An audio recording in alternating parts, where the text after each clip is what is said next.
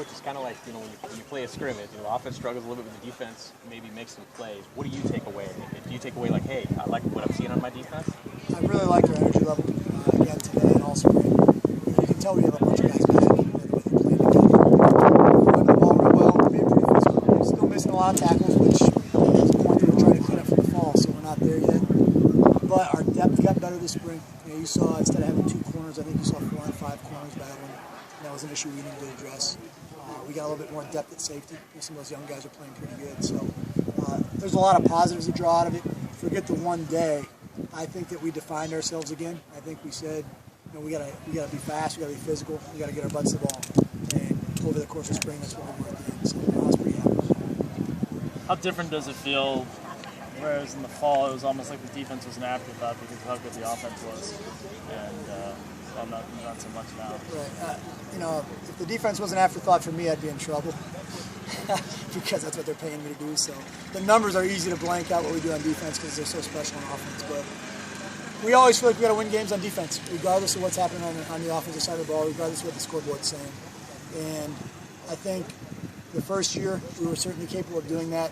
I think last year, midway through the year, we were able to get people out of their game plan. But I don't know that we were always winning games on defense. I feel like that's back to where we are now. I feel like we're dictating more tempo with our knowledge base. We're able to blitz a little bit more, a little bit differently.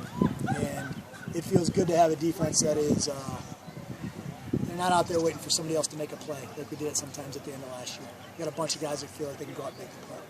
You sound, excited that this is, how nice is it to feel, to have all these guys back and really feel like you can do more with them probably? I'm as excited. I'm always excited. You'll see me. There's a fine line between excitement and being a clown. But I'm fired up about this group. The day that season ended last year, we wanted to come and fix what was wrong.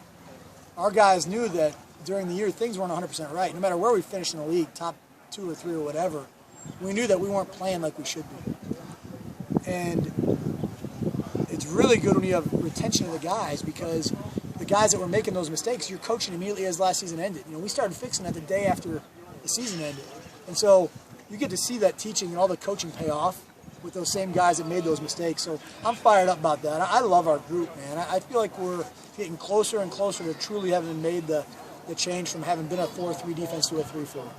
I think we're probably mid-year, when we get our next mid-year class, and going to be all the way over the transition from being a 4-3 to a 3-4. And that's really cool, too, because you don't feel like your guys are playing out of position.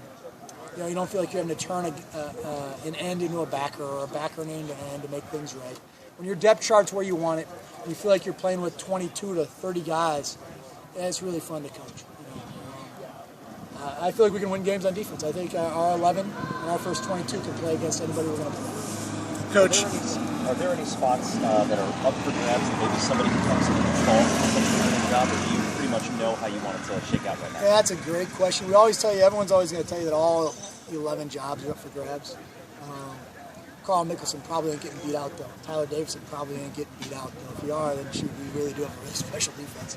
Our cornerbacks, as good as they did this spring, we didn't truly establish the 2 flat-out ballers that are going to start every game. I think we're still fighting that battle. We have a bunch of really good players there.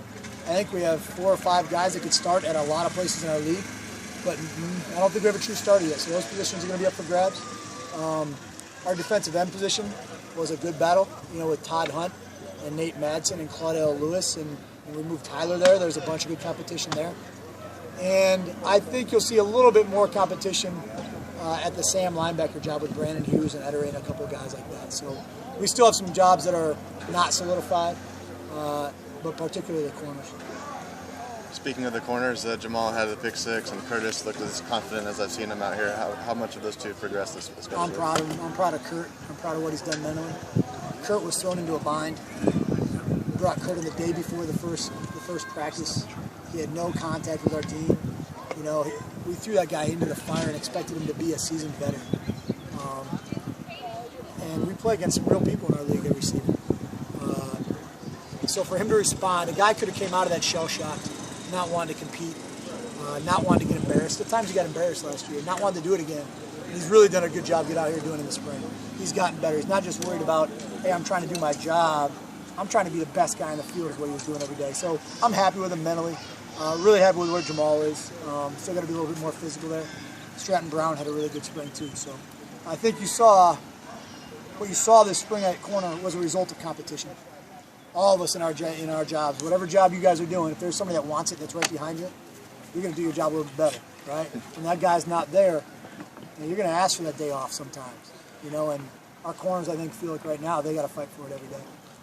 One last question, Coach. Yeah, Coach, I was actually going to ask about Riley. What was that process? I mean, you touched on it a little, but you mentioned he was thrown into the fire this past year. What was that process like in the offseason of sort of going through last season and explaining, or just trying to get him mentally ready? What were the biggest challenges you faced?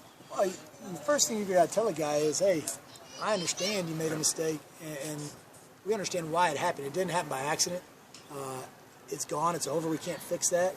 You got to let him know he's going to make 20 more mistakes, and we're still going to be right there with him, so he has confidence.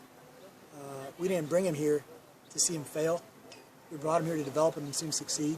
So you got to make sure he's got the knowledge that you're with him, that you're right there with him. When a corner and a DB makes a mistake, it's in front of 40,000 people in God and country on TV. And so you have to make sure that they've got pretty thick skin, and they know that you ain't ever getting yelled at for getting beat deep, right? That ain't what we yell at DBs for.